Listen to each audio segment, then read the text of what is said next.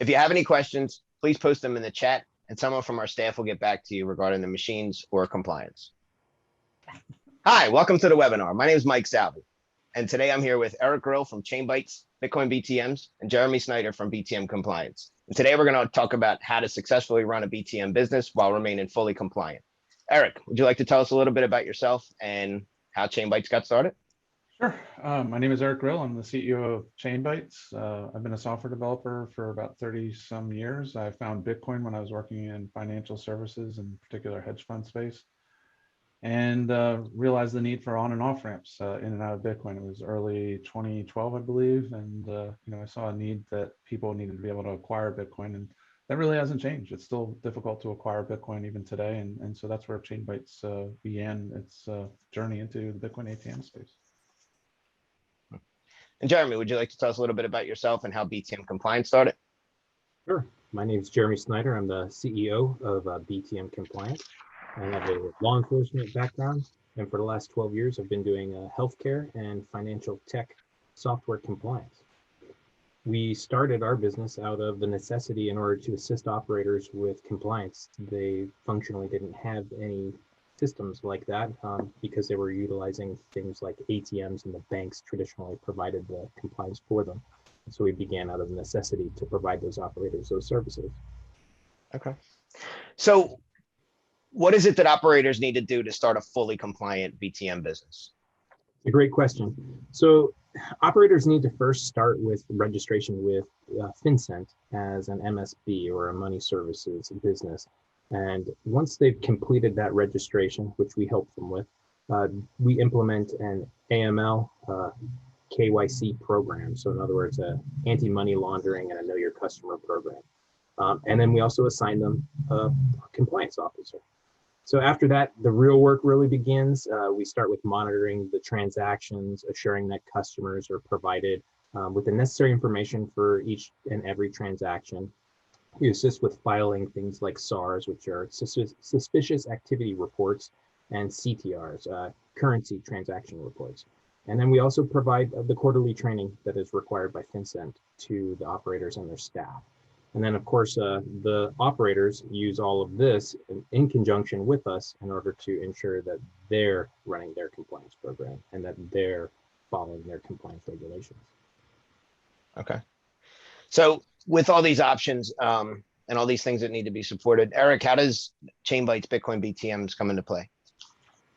Well, we provide so a lot of people have their AML programs and then need to implement them into the software side of things to try to automate as much of that as possible. So we do things like SMS verification, government ID verification, collection of social security numbers for the CTR reporting when they go over certain thresholds. But what we in essence do is take what they've done as an AML program and implement that onto the software side. So say like from $0 to $500, they need to do, XYZ SMS verification. 500 to 1,000, we need to collect government ID. Over 10,000, we need to collect a social security number, occupation, those sort of things. And that's how we implement it on the software side. But it's really dependent operator by operator and how they want to do their AML program, their risk assessment, and things of that nature. Okay.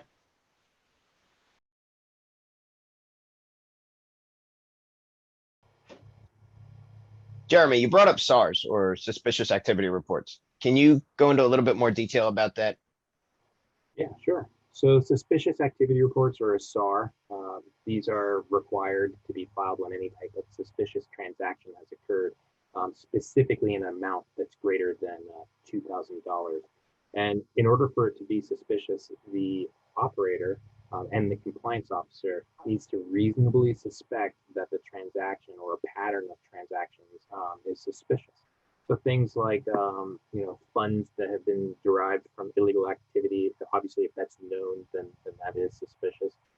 Anything that is designed to evade the requirements of the Bank Secrecy Act, and also through things like structuring, where someone can go through and try to avoid those threshold limits. They may make a transaction, on one business day, and then come in and visit either another machine or even the same machine on another day within a 24-hour period, and not knowing that they're obviously trying to evade those standards. As an operator, basically, I would just say that, you know, if we're talking about it, it usually warrants a SAR. At that point, something raised our suspicion. So that for us is the threshold that we use to do that. But, you know, the structuring that he mentioned, a lot of times, you know, it's easy to identify in our systems because we take a snapshot of the user at the machine. We have all the transactions that you can look at in the dashboard, and the machine itself, you can set it so that it stops those types of transactions, and pretty easy to identify. And Eric is right. I mean, obviously, at the end of the day, if the transaction serves no business or apparent lawful purpose, then the reporting is going to obviously be necessary. You also mentioned CTR. Can you talk to us about what a CTR is? Yeah. So the CTR is pretty simple. It's something that is the most often report that's filed by us on behalf of the operators. It's anything that's a transaction that is involving more than $10,000, either in cash in or even cash out on any one single day. One of the things I would also mention is that a CTR, you can obviously need to tell the customer that you're filing the CTR and collecting additional information. Whereas a SAR, you can't disclose to the customer that that's being filed. That's something that's part of the Bank Secrecy Act that gets filed behind the scenes. Very good point. And then also, you know, I think I kind of spoke to this, but aggregation. So aggregation is where multiple transactions can occur in that one day, and those things should be treated as one single transaction. So a CTR must be filed within 15 days, and those copies are supposed to be kept for 5 years. Okay.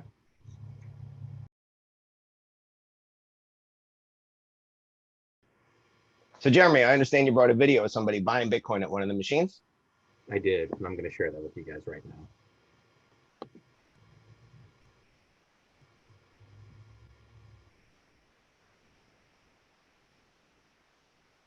So I guess I'll narrate this. So here we have the main screen here to buy Bitcoin. So they would select buy Bitcoin, which he just did. He would select the amount that he wants to buy, which he probably selected over 10,000. He's putting his phone number in at this point.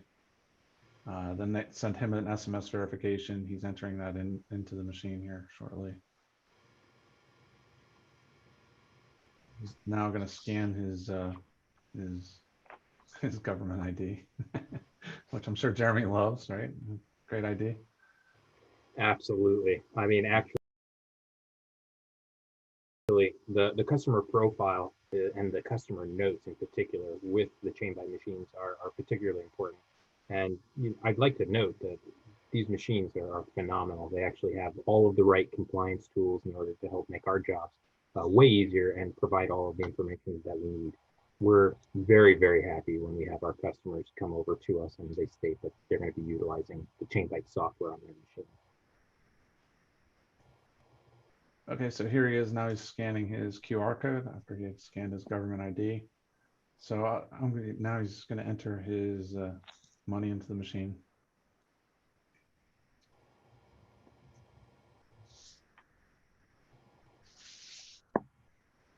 And confirming his purchase.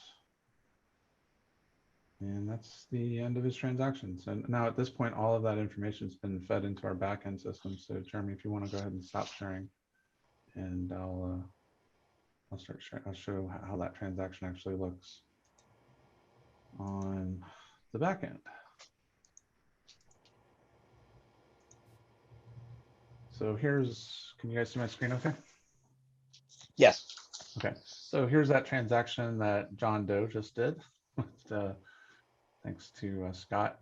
So you can see the order ID, when it was created, the status that it's been fulfilled, meaning that there's a transaction ID, and this is actually on the blockchain right now. BitRank, which we're using for our forensic software. So you can see there was a new address that he used that had never existed before. You can see a picture of the customer in front of the machine. You can see the amount of Bitcoin that was sent. In that case, he just did what, $10 transaction. Price of Bitcoin at the point in time of what we charged him, and the spot price of what the machine bought back that Bitcoin for, what the cost actually was, and then the profit for that on that $10. His wallet address, which again, you can look here on different, on blockchain, BlockCipher, and of course the transaction ID, which again, you can look at on 2 different blockchains. The customer is not approved. That's the first time we've seen him, and based upon his ID, I don't think you probably should approve him. His phone number, his address, what he entered into the machine, you can see that down here. We can drill into the customer itself and look at that customer. So in this case, you can see he's been at the machine, and you know, there's his ID. I'm sure Jeremy likes that ID, right, Jeremy? The key that's his address and everything that was put in there, any notes that compliance or the operator wants to put about that customer, and every time that customer's been at the machine, you'll get all this together. You can also look at all the orders that customer's done, which I'm not sure that he's done any before. Oh, okay, so he's been at, so you can see all the orders he's done at the machine, and pretty much that's the gist of it. You can look at the session itself and actually see where he clicked on the screen. So this was his customer. This is the machine that he used here. You can see, you know, he clicked on buy, did arrange, put in his SMS. You can actually see where he tapped and what he did. So literally from start to finish, what he did on that machine, and that's all stored and recorded. So that's pretty much it from the back end. That's what he can look at, and then of course that customer, we have him in our database now. Compliance can do what they need to do there. That's pretty much the dashboard side of the AML process. Of course, the AML system's already been put into there, so that's why it required him to provide his SMS verification and his government ID based on the amount of Bitcoin that he selected he wanted to buy. Jeremy, I understand you don't charge as much to your customers when they come to you with Chainbyte software. Why is that? Yeah, that's actually a really great question. So Chainbytes, as a manufacturer of both the machines and the software, they've taken into account all of the compliance features that are necessary in order for us to do our jobs and assist the operators, where it could be problematic for the operators if they're not collecting up all of the necessary information, as you just saw from Eric's demonstration of what those dashboards look like. So these machines that we support, obviously it's just because it preserves the integrity for our clients. It just makes it that much easier. Okay. Now we saw limits. What happens when customers try to avoid these limits? Yeah, so action then needs to be taken. So this is why we're here. We're here to advise the operators, file the appropriate reports over to FinCEN. And, you know, we do all of that legwork for you. So while we obviously ask all the questions of our operators, you know, as far as like who was the ID, or who was using the ID, what was the transaction, you know, did they complete a SMS registration, do we have their social security numbers, whatnot. We get that information from them. We filed the suspicious activity reports. We filed the different currency transaction reports on their behalf. We really just take care of a lot of the legwork for our operators. All right, so Eric, in these different processes, how do these machines help? Well, I mean, what we've done is we've looked at what compliance needs to do, especially here in the United States, and we've added the feature. So when we see a lot of collection of information on certain things, or SARs and CTRs, we've looked at what that information is. When customers try to avoid transactions, what we can do to help alleviate that, as far as blacklisting the phone numbers, the wallet addresses. When we've identified scam addresses, we're able to do that. We've integrated forensic software on the back end to provide the compliance officer with a better view of overall what that transaction is. Other things that we see are like scams and people actually being scammed at the machine. And what we're able to do there is provide other tools to help the operators as well as the compliance officers identify those people that potentially could be getting scammed. So we may put an order on hold automatically, which then needs to be cleared by the compliance officer. And a lot of times that would, you know, that requires them calling and talking to the customer and saving the customer from being scammed, quite frankly. So we've been able to do a lot of that through, you know, our experience over the years of just seeing various things that have happened with machines, and we've been able to really stop a lot of that. And of all Chainbytes models feature all these? Yes. Yeah, the software that runs across the machines is the same regardless of which model that they're running. Okay. Jeremy, can you talk about some of the services that BTM Compliance offers? Yeah, absolutely.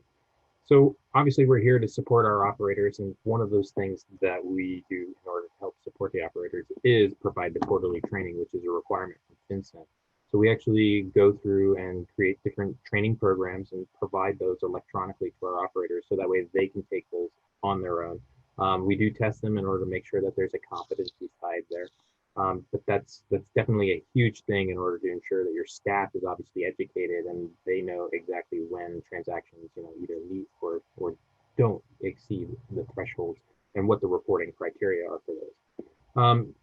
One of the other things that we do is we offer third-party audits of the operator's existing compliance, and this is required annually by FinCEN. So we can go through and actually look at the different controls of your compliance program and ensure that you're following those things and then report those standards. So when you are audited by FinCEN, you can provide those reports to show that you've had the audits completed.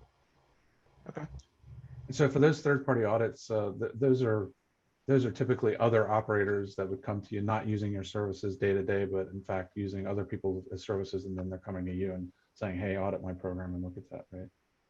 Correct, because FinCEN, they actually regulate and state that the compliance officer can't be the one who's actually, completing and providing that audit service. So what we do is we'll actually go through and do those third-party audits for people who are not using our compliance service. Okay. All right. So for this next question, this is aimed at both of you. So the both of you can chime in as much as you like, but can you just walk me through the process of buying machines and becoming compliant? Sure. Eric, you want to start since it starts with the machine? Yeah, sure. I mean, first they would contact our sales department and obviously talk to them about what their requirements are as far as the machines, location, currencies that they want to support. So they buy the machine from us, and while the machines are being manufactured and shipped to them, they would be then working with compliance and coming up with their program so that when they receive their machines, they were ready to go. And I guess that's where Jeremy fits in. That's exactly where we come in. So we get in touch with you as a customer or as an operator, and we determine what your needs are. We'll create a dedicated Slack channel for communications directly with us. We help and fill out all of the paperwork for your FinCEN registration. We even electronically file that, and then we eventually will get returned a BSA number. And then we create your compliance program. We go over that compliance program with you to ensure that you understand what the threshold and the limits are, so that way you can follow that. You're issued a compliance officer who stays, with you for the duration of your compliance services. And at that point, we then begin to provide you with training materials, so that way you understand exactly what you're supposed to be doing. And then on the Chainbite side, the machines will eventually arrive for you, and then that's where you're going to start your setup. And I think Eric can kind of talk through exactly what that looks like. Yeah, when at that point you have your compliance program, you're ready to go. You may also get your banking in order after you get your compliance, but then the machine arrives. Basically, all you need is a power supply, internet connection. It's plug and play. We handle all of that. We then give you a dashboard walkthrough. So sort of what I showed you there was just the customer profile, but there's a lot more to the dashboard than that. So helping you set up your compliance that you've already put together with BTM Compliance or another compliance company. They put that together and we implement that in the software so that you're ready to deploy your machine within a day or two after receiving your machine. So all this stuff kind of fits together. And then ongoing, Jeremy and his team provide the compliance services. And yeah, we'll immediately get a login and we'll begin to do the monitoring. We'll begin to ensure that the transactions are going through, and that if there are any that need or meet the standards for either a SAR or a CTR, that we're assisting and letting you know. Most likely you're going to be letting us know. And we also provide, again, the quarterly training and then those yearly audits.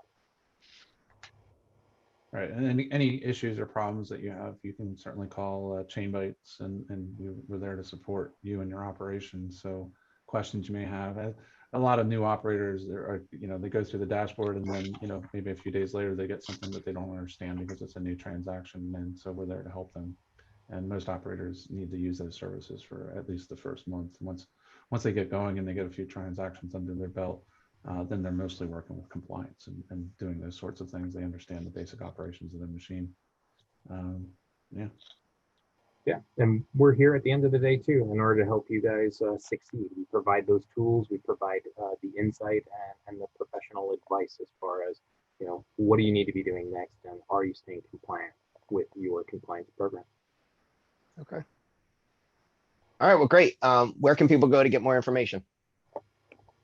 So from the BTM compliance side, you can go right on over to our website at btmcompliance.com.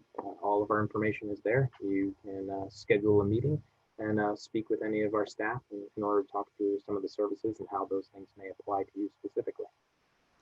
Okay. Right. And you can go to chainbytes.com. That's chainbytes.com and see all the different models that we offer and the services that we provide. All right. Gentlemen, Eric Grill, Jeremy Snyder, thank you both for your time. Thanks to everybody who watched. If you have any questions, go to chainbytes.com, btmcompliance.com. Thanks for attending. See you next time. Thanks, Mike. Thanks, Mike. Thank you, everybody.